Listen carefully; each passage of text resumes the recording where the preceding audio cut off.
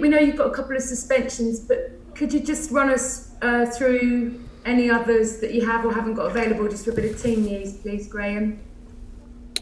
Yeah, like you say, we know Lewis, no Neil, Joel Veltman's still recovering, so the game might come too soon for him. Davy Propper had a problem with his ankles, so he just rolled his ankle, so again that might come too soon for him. And then we just got the lot, Solly and Tariq. Apart from that, we should be okay. And we haven't spoken to you since safety was assured, so you've done it with a few games to spare and by kind of a decent points margin, I guess, in the end. But there's always, I guess, that worry in the back of your mind until it is done and dusted. So when the Fulham result came through, what were the emotions? Were you watching the game? Yeah, I think it'd be fair to say I was happy, relieved, all those emotions that you'd expect, because, like you say, until you have the points, as we said, you have to keep fighting. That's how it is, and you have to respect the league, you have to respect the opposition. Anything can happen in football, so keep going until it's mathematically impossible for the situation to go the other way. And after the result, it means that we're mathematically safe, we're secured in the season, and we're very happy with that. At times, it got maybe a little bit grim, a little bit kind of worrying. I spoke to Adam Webster, and he said, around Christmas time, the players pulled themselves in and spoke quite honestly to each other, and he felt that was the turning point for him in terms of pulling yourselves away from that drop. So what do you feel was the reason you stayed up and stayed away from that for the bottom three all season?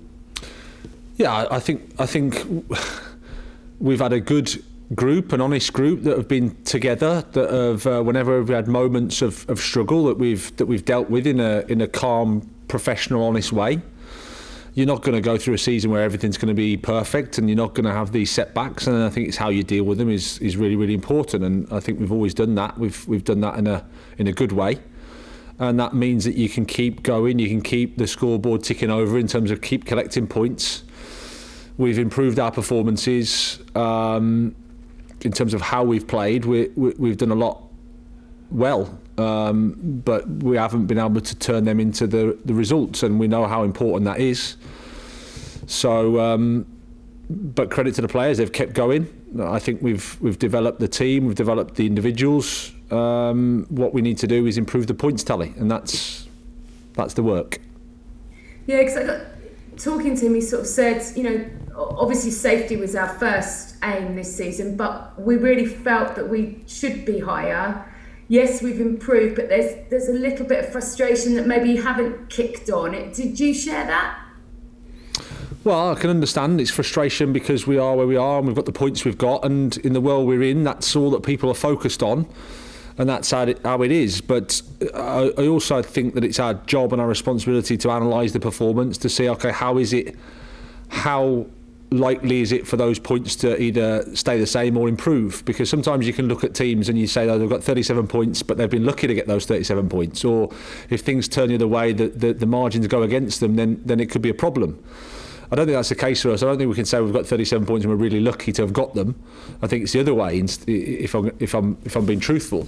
But that's fine. We just have to understand that and then look to get better. That's all we can do. Yeah, 5 years in the Prem with that, so that's a record for Brighton, isn't it? Which is a great achievement when you look at some of the clubs that have kind of gone down and up and down again. Where next? How do you go about getting this side into the top 10? That's, I guess, the next aim for you, isn't it? It's not that many points, is it? But how do you go about rebuilding and going again next year? Well, firstly, we have to finish off this season as well as we can and perform as well as we can, because there's 3 important games for us to play, and that's the certainly the main focus. And then we have to recover and reflect and understand that we've been through quite a tough season and a half, I think, with pretty tough circumstances. and we've managed to navigate ourselves, so that we're still in the Premier League, and we've also improved as a team in terms of our performances. Then it's always, I'm always a believer that that's the challenge. The challenge of the coach is to try to improve the team, to try to improve the performance of the players, the individuals. We'll look at the summer, see how we can help the group, and then we'll be reporting back and looking to carry on. Just a couple more from me. After the game, you said you're going to go and have a look at the Neil Maupay red cards. I think you didn't really want to comment on it before. He's obviously been charged by the FA. What are your thoughts on it? Have you spoken to him about it? And is there, how big a concern is kind of an incident like that? Well, I think it's clearly not Neil's finest moment, and I think he understands that and would admit that, and it's something for us to learn about and learn from. And then we need to make sure that it doesn't happen again. It's as simple as that. No one's perfect. Sometimes emotions run away, and you do things that maybe you regret. But it's important that when that happens, you say, "Yep, we're sorry," and we'll try our very best for it not to happen again. And just finally, from me, the proposed new TV deal that was announced this morning, it's obviously not quite done yet, but I think the standout kind of word through it is stability, and you mentioned how tough the last year and a half has been for everyone in the world, clearly football as well. 100 million is set to be distributed down the pyramids, and you've spoken so passionately about what football clubs mean to communities, and I guess when you hear a number like that, this has to be good news, doesn't it, for the grassroots, for the women's game, for those clubs that have really struggled over these COVID times? Well, yeah, I mean, forgive me, I haven't seen the detail, and I don't know exactly what it looks like, but in general terms, I think, of course, it's, as you say, we've been through a lot of pain, a lot of not just football, everybody has, and I suppose it's about how we can help each other through, how we can provide the best framework, the best conditions, so that everybody can get back on their feet as quickly as possible. Brilliant. Thanks very much. Thank you. Hi, Graham. Hi. David, PLP. Congratulations, firstly, on another season in the Premier League to look forward to. Turning attention to Saturday's game, though, West Ham, they've got a lot of that they're fighting for, European places. How do you approach that game? Well, as we always do, we want to try and win the game. We want to play well. We want to be positive, but we also respect our opponent, and especially with the season that David Moyes and West Ham have had, they deserve a lot of credit, because to fight for the Champions League spots at this point is an incredible effort from them. So we have to make sure we're ready for that. And you mentioned earlier that the 3 games still left to play, all to play for in terms of points and final positions. How important is that final position in the league table? Well, clearly, the higher up, the better for us. We've achieved our, if you like, base goal, which is to make sure that we stay in the Premier League and to use all the experiences that we've had this year and the performances that we've had to improve and make sure we're here again next year. So we've done that, and then we want to try and finish off with as many points as we can. The boys are ambitious. The boys want to do it, so we'll try. We've got 3, tough games. We've got 3 teams that are really strong, but that's the beauty of it. We need to compete against them and do our best. And maybe now there's a little bit of time for reflection on the season. Obviously, you've got to finish it, but you start to look back. Is there anything significantly that you would have done differently at this point? I'm not talking about, maybe style, but anything that you would change? No, to be honest, I wouldn't be in a position to give you that answer now. There's nothing that sticks out of me. I think we'll reflect and we'll look back and analyse the season. I think that's what the summer is good for, that you can take a step away from the the sort of environment of getting points and just focusing on the next match. But I think the coaching process is always a little bit imperfect, so to speak, in terms of you're not going to get everything right all the time. The players aren't going to get everything right. I'm not going to get everything right all the time. It's just the key is how you respond, how you learn, how you improve. And from the players' perspective, I think they've done that, and that's what we're happy with. And obviously there will always be speculation about transfers and people coming in over the summer and before the start of the new season. Is that something you're looking forward to, strengthening, having a look around and bringing some new blood in? Well, one thing I'll say is I'm happy with this group. It's not like I can sit here and say no, this group's at the maximum. They can't improve. They can't get better. I think they can, absolutely, and that's exciting for us. So it's not like I'm sitting here desperate to do anything at all. But as I always say, the job of a football club, and when the window starts to be open again, is to always look to see if there's a way to improve and to strengthen the group. And we'll be no different in that time. And just going back quickly to West Ham and David Moyes, you mentioned the job he's done there, the experience he's got in the Premier League, the job he did at Everton, the tough times at Man United. Can you give us a little insight into what you know about him and what his strengths are and how he's done that job at West Ham? Well, I don't know David that well at all, just from brief conversations on the side, so it wouldn't be fair for me to give an in-depth, but I can just look from an outside, his career, how full of respect I am of him and how he's dealt with the challenges that football throws up, and has always conducted himself with incredible integrity and professionalism. I think the way that he's turned West Ham around is there for everybody to see. Always a team with talent, always a team with good players. They've invested a lot over a few windows, but haven't quite got the team, shall we say. But I think now you can see that, and that's a credit to David and his staff. He I always remember he came to see me when my father passed away just before we played them at last year, and it was a nice touch. He didn't have to do that, but it just shows the type of person he is, and yeah, I've got huge respect and admiration for him.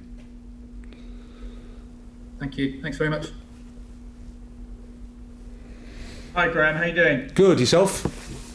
Yeah, really good, thank you. Graham, is it important to celebrate the fact that you have retained your Premier League status? Yes, Brighton have got aspirations to do some great things over the next few years, but is it important to mark this moment? Yeah, I think so. I mean, don't get me wrong, we're not dancing around and we're not, all that sort of stuff, but I think we can be happy. I mean, otherwise, what's the point? To a certain extent, we can be happy. We can be proud that we can stay in the Premier League, because a lot of teams, can't do it and don't do it, and it's so ferocious, the competition, that yes, I mean, like I said, we're still frustrated a little bit. We're still disappointed. We can still improve, but at the same time, yeah, we're happy to be there again. And you spoke about the fact you've achieved the base goal of remaining in the Premier League. Looking ahead to next season, will that still be the case? Will that still be the first thing that you need to achieve? Yes, because I have such respect for the league, and I have respect for the opposition and the opponent. And this league, there's probably 6 or 7, 8 teams maybe, but for the rest, it should always be probably the first goal, the first point of call, get there, and then you can start to think, okay, what else can we achieve? For us, what I try to do is try to look at the likelihood, as if we maintain our performance level, how likely is it that we can get the results we've got or improve? And that's when I analyse it in that way, I'm positive and I'm excited for the future. But always you have to start with the same humility, same respect for the Premier League. I know you've got 3 important games coming up, but is there any reason why next season you can't replicate what West Ham have done this season, considering the year they had beforehand? They're now in a position where they're challenging towards the top of the table. Well, like I say, West Ham have invested a lot of money over a period of time, I think, in fairness, when you look back. And I think it's credit to David that he's stabilised things in the last year and now has improved again with a talented group of players. But of course, it's football. Anything's possible. But this year we tried to focus on finishing the season off. We try and focus on having a break, recovering, and then going again. And as I said before, just try to improve. That's the key. And finally from me, in terms of the next challenge for this side, is it converting all these brilliant performances into a brilliant points tally? Well, yeah, that's what we'll try to do. It sounds easy, but yeah, that's the work. Unfortunately, there's always an opponent on the pitch that makes it difficult for you, and etc., and they want the points as well. But we've had a lot of draws, we've had a lot of good performances. We're nearly there, but sometimes you can be nearly there and be far away. And as I've said, I'm going to repeat: performances give me a sense that we can maintain and improve our points tally. But it won't just happen. We have to make sure that happens, and that's where the finish off the season, having the break, and then starting again next year. Brilliant. Thanks, Graham. No worries. Hi, Graham. Just coming back to the squad. Adam Lallana, is he available, and how's he feeling after his layoff? Yeah, he trained fully today, Johnny. So again, we'll see how he is over the next 24, 48 hours. But yeah, available for the squad, I would say at this point. Brilliant. And just in terms of, I know you're missing Lewis and you're missing Neil. It's 6 red cards this season. Is there any concern over the impact that these suspensions are having on you? Well, yeah, I think you have to be concerned, because that's a time where you've got players that are not available. You know, we played well against Newcastle, and I think Eves got sent off, and you lose him, and for every player you lose, you have to find another solution and adjust the team. At the start of the season, I think we lost Lewis after Crystal Palace, so again there's a readjustment that has to happen there. It's part of the game, of course, it's part of football, but in an ideal world you don't want it to happen. But whenever you lose a player, whenever you lose a starting player, then there's a whether it's from suspension or from injury, Tariq Lamptey or Solly March or Adam Webster when we lost Adam, there's a bit where the team then has to readjust, and that's where you can lose a little bit of fluidity, a little bit of the performance. So we've managed to navigate it all pretty well, but still, as I said, we can improve, and that's an area I think we need to improve. With the suspensions, though, you get an opportunity to give to other players. How big an opportunity is this for maybe some of the other attacking players? I'm thinking Connolly, Zakiri, Tao, who haven't really had a chance because you've had a relatively familiar side recently.